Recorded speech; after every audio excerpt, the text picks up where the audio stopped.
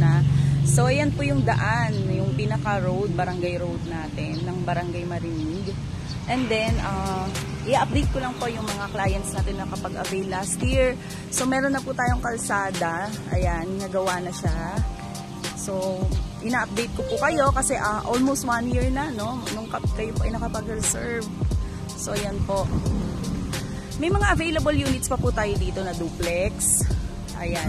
So yung mga price ng duplex natin, mag-send lang kayo ng message. Isi-send po namin sa inyo yung mga updated inventories and updated po na price list. Ayan. Sa ngayon, meron pa po tayong discount dito.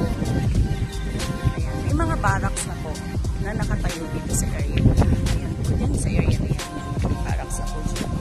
Zoom natin.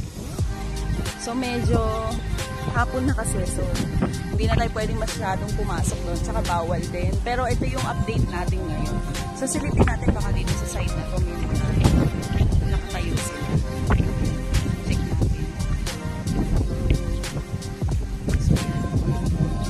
Sabi ng guard, may mga sinisimulan na sa area na yan. So parang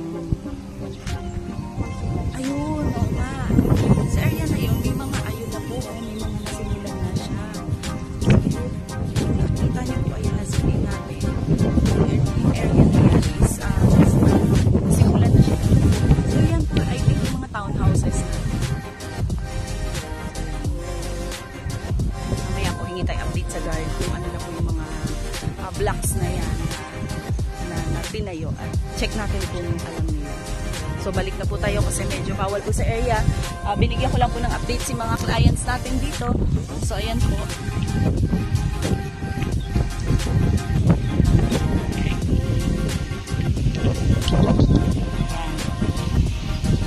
So kung meron po kayong mga katanungan regarding po sa Whistler Village, napakaganda po ng location, napakataas pong itong part na to kasi kung mapapansin nyo yung mga katabing subdivision is mga bubong na nila yan, no? So dito sa area na to mataas talaga. Ayan. Ayan. Mataas talaga tong area na to. Malaki yung itinambak na Apex Homes dito para mabigyan natin ng magandang elevated na subdivision itong Whistler Village. So ito naman po ay proud project po ng ating Apex Homes na binuksan lang last year. So ito po yung Whistler Village Phase 2. Ayan.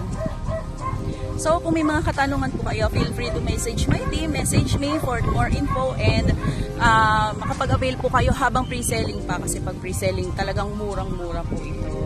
So, yan. Thank you guys. Thank you po.